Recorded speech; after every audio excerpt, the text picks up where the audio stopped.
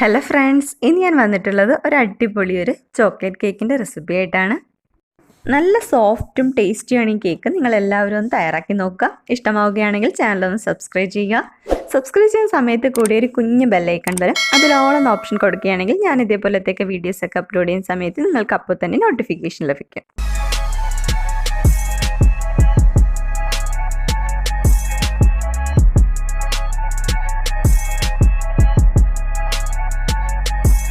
അപ്പോൾ നമുക്ക് കേക്ക് തയ്യാറാക്കാനായിട്ട് തുടങ്ങാം. അതിനായിട്ട് ഒരു ഡ്രൈ ആയിട്ടുള്ള ഒരു പാത്രം എടുക്കുക. അതിലേക്ക് ഒരു അരിപ്പ് വെച്ച് കൊടുത്തിട്ട് അതിലേക്ക് ഒരു 3/4 കപ്പ് മൈദ ഇട്ട് കൊടുക്കാം. ശേഷം ഒരു 1/4 കപ്പ് കൊക്കോ പൗഡറും 1 ടീസ്പൂൺ ബേക്കിംഗ് പൗഡറും ഒരു പിഞ്ച് ഉപ്പ് കൂടി ചേർത്ത് നന്നായിട്ട് അരിച്ചിട്ട് മാറ്റി വെക്കാം.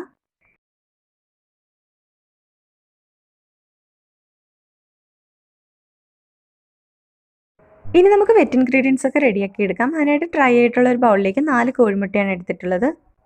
ഒട്ടും തന്നെ നനവില്ലാത്ത ബൗൾ തന്നെ എടുക്കാൻ ശ്രമിക്കുക. ഇത് ഫ്രിഡ്ജിൽ നിന്നും നേരിട്ട് എടുത്തിട്ടുള്ളതല്ല, റൂം ടെമ്പറേച്ചറിലുള്ള മുട്ടയാണ്. ഇനി ഇതിലേക്ക് ഒരു പിഞ്ച് ഉപ്പും 1 ടീസ്പൂൺ വാനില എസൻസ് കൂടി ചേർത്ത് കൊടുക്കാം. ഇനി ഇതൊന്ന് ബീറ്റ് ചെയ്തെടുക്കാം.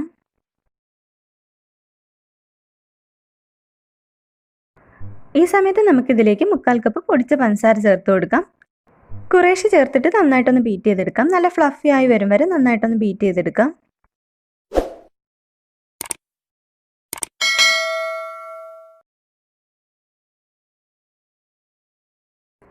ഇപ്പോൾ ഇത് നന്നായിട്ടൊന്ന് ബീറ്റ് ചെയ്തെടുത്തിട്ടുണ്ട്. ഇനി ഇതിലേക്ക് 1/4 കപ്പ് സൺഫ്ലവർ ഓയിൽ കൂടി ചേർത്തിട്ട് നന്നായിട്ടൊന്ന് മിക്സ് ആകുന്നത് വരെ ബീറ്റ് ചെയ്തെടുക്കാം. ഒരുപാട് അങ്ങ് ബീറ്റ് ചെയ്യേണ്ട, ജസ്റ്റ് ഒന്ന് മിക്സ് ആകുന്നത് വരെ ബീറ്റ് ചെയ്തെടുത്താൽ മതി. ഓയിൽ ചേർത്തിട്ട് ഒരുപാട് സമയം ബീറ്റ് ചെയ്യുകയാണെങ്കിൽ ഈ ബാറ്റർ അങ്ങ് താന്നു പോകും. പിന്നെ നമ്മുടെ കേക്ക് ഹാർഡ് ആവാനും സാധ്യതയുണ്ട്. അതുകൊണ്ട് ജസ്റ്റ് ഒന്ന് മിക്സ് ആകുന്നത് വരെ ബീറ്റ് ചെയ്തെടുത്താൽ മതി.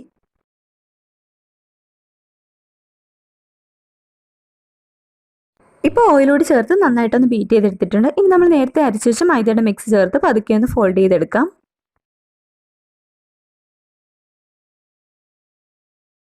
എല്ലാം കൂടി ഒരുമിച്ചിട്ട് ഫോൾഡ് ചെയ്തെടുക്കരുത്, അങ്ങനെയാണെങ്കിൽ പെട്ടെന്ന് തന്നെ കട്ട പിടിക്കും. ഇതുപോലെ 3-4 ബാച്ചായിട്ട് ചേർത്തിട്ട് നല്ലതുപോലെ ഒന്ന് ഫോൾഡ് ചെയ്തെടുക്കാം.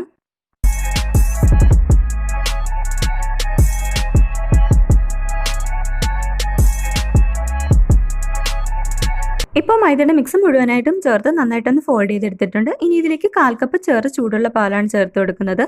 അതിലേക്ക് 1 ടീസ്പൂൺ ഇൻസ്റ്റൻറ്റ് കോഫി പൗഡർ ചേർത്ത് മിക്സ് ചെയ്ത ശേഷം നമ്മുടെ ബാറ്ററിലേക്ക് ചേർത്തൊന്ന് ഫോൾഡ് ചെയ്ത് കൊടുക്കാം. കോഫി മിക്സോട് ചേർത്ത് ഒരുപാട് അങ്ങ് കുത്തി ഇളക്കൽ, ജസ്റ്റ് ഒന്ന് മിക്സ് ആകുന്നത് വരെ ഫോൾഡ് ചെയ്തെടുത്താൽ മതി.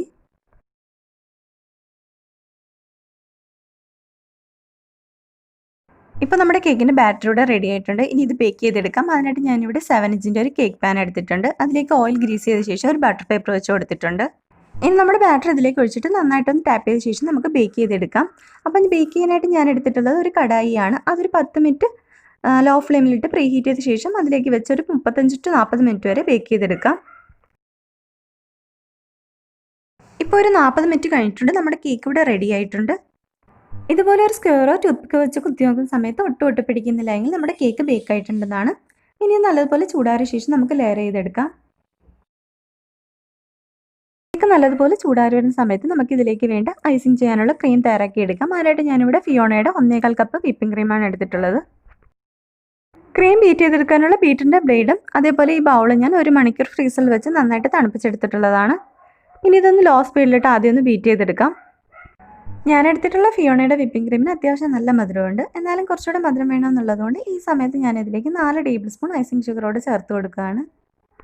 പിന്നെ നമ്മൾ തയ്യാറാക്കി എടുക്കുന്ന ചോക്ലേറ്റ് ക്രീമാണ്. അപ്പോൾ ഇതിലേക്ക് കൊക്കോ പൗഡർ കൂടി ചേർത്ത് കൊടുക്കുന്ന സമയത്ത് ക്രീമിന് അത്യാവശ്യം നല്ലൊരു മധുരം കിട്ടാൻ ഈ 4 ടേബിൾ സ്പൂൺ ഐസിങ് ഷുഗർ കറക്റ്റാണ്. ഇപ്പോൾ ഞാൻ ഇതിലേക്ക് 2 ടേബിൾ സ്പൂൺ കൊക്കോ പൗഡറാണ് ചേർത്ത് കൊടുത്തിട്ടുള്ളത്. ഇതോടെ ചേർത്ത് നന്നായിട്ടൊന്ന് സ്റ്റിഫായി വരുന്നത് വരെ ഒന്ന് ബീറ്റ് ചെയ്തെടുക്കാം. ആദ്യം ഒരു 1-2 മിനിറ്റ് ലോ സ്പീഡിലും പിന്നെ ഹൈ സ്പീഡിലും ഇട്ട് നന്നായിട്ടൊന്ന് ബീറ്റ് ചെയ്തെടുക്കാം.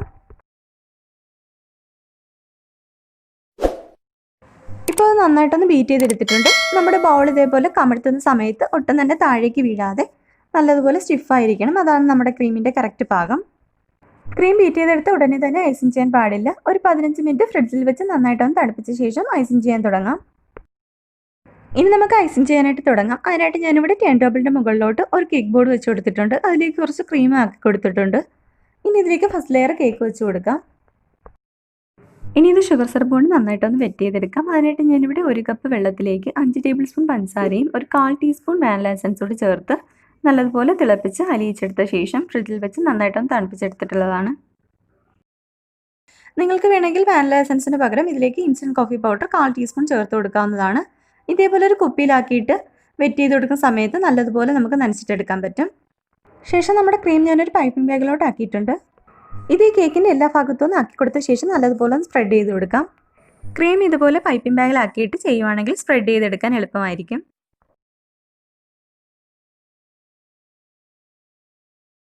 ഇതേപോലെ രണ്ടാമത്തെ ലെയർ കേക്ക് വെച്ച് ഞാനൊന്ന് ക്രീമാക്കി കൊടുത്തിട്ടുണ്ട്. ഇനി നമുക്ക് ഇതിലേക്ക് ലാസ്റ്റ് ലെയർ കേക്ക് വെച്ച് കൊടുക്കാം. ശേഷം അതിലേക്ക് ഷുഗർ സിറപ്പ് വെച്ച് നന്നായിട്ടൊന്ന് വെറ്റ് ചെയ്ത ശേഷം എല്ലാ ഭാഗത്തും ഒന്ന് ക്രീമാക്കി കൊടുക്കാം. മുകളിലും സൈഡ് ഭാഗത്തും ഒന്ന് ക്രീമാക്കി കൊടുക്കാം.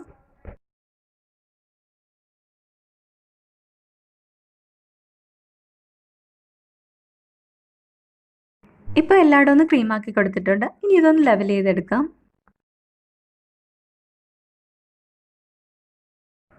ഇപ്പോൾ ഇത് ഏകദേശം ഒന്ന് ലെവൽ ചെയ്തെടുത്തിട്ടുണ്ട്.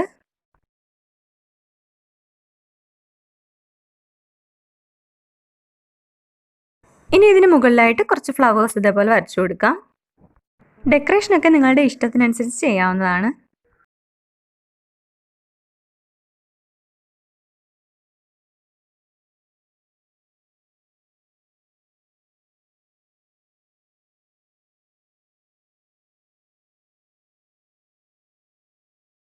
ഇപ്പോൾ ഫ്ലവേഴ്സ് മുഴുവനായിട്ടും വരച്ചു കൊടുത്തിട്ടുണ്ട്. ഇനി നമുക്കിതിലേക്ക് വേണ്ടി ചോക്ലേറ്റ് ഗനാഷ് തയ്യാറാക്കി എടുക്കാം. അതിനായിട്ട് ഇവിടെ ഒരു പാത്രത്തിലേക്ക് നല്ല തിളച്ച വെള്ളം ഒഴിച്ചു കൊടുത്തിട്ടുണ്ട്.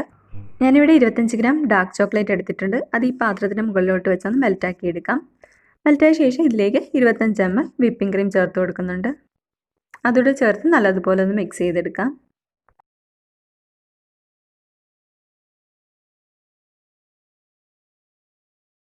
ഇതിപ്പോൾ നല്ലതുപോലെ ഒന്ന് മിക്സ് ചെയ്തെടുത്തിട്ടുണ്ട്. ഇപ്പോൾ നമ്മുടെ ചോക്ലേറ്റ് ഗനാഷ് ഇവിടെ റെഡി ആയിട്ടുണ്ട്. ഇനി ഇത് ചെറുതായിട്ടൊന്ന് ചൂടാറി വരുന്ന സമയത്ത് ഇതേപോലെ ഒരു പൈപ്പിംഗ് ബാഗിലോട്ട് ആക്കിയിട്ട് നമ്മുടെ കേക്കിൻ്റെ മുകൾ ഭാഗത്ത് ആക്കി കൊടുക്കാം.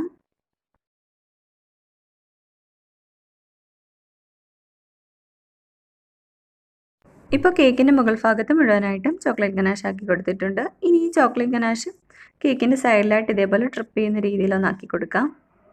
പിന്നെ നമ്മുടെ ചാനൽ ആദ്യമായിട്ട് കാണുന്നവരുണ്ടെങ്കിൽ ഒന്ന് സബ്സ്ക്രൈബ് ചെയ്ത് സപ്പോർട്ട് ചെയ്യുക. സബ്സ്ക്രൈബ് ചെയ്യുന്ന സമയത്ത് കൂടെ ഒരു കുഞ്ഞ് ബെല്ലൈക്കൺ വരും. അതോടെ പ്രസ് ചെയ്ത് ഓൾ എന്ന ഓപ്ഷൻ കൊടുക്കുക. ഇപ്പോൾ നമ്മുടെ ചോക്ലേറ്റ് കേക്ക് ഇവിടെ റെഡി ആയിട്ടുണ്ട്. ഇതിന് 2 മണിക്കൂർ ഫ്രിഡ്ജിൽ വെച്ച് നന്നായിട്ട് സെറ്റായ ശേഷം മാത്രം കട്ട് ചെയ്തെടുത്താൽ മതി. അപ്പോൾ നിങ്ങൾക്ക് ഈ വീഡിയോ ഇഷ്ടമായ ലൈക്ക് ചെയ്യുക, കമൻറ്റ് ചെയ്യുക. മറ്റുള്ളവരും കാണണമെന്ന് ആഗ്രഹിക്കുന്നുണ്ടെങ്കിൽ ഒന്ന് ഷെയർ ചെയ്ത് കൊടുക്കുക.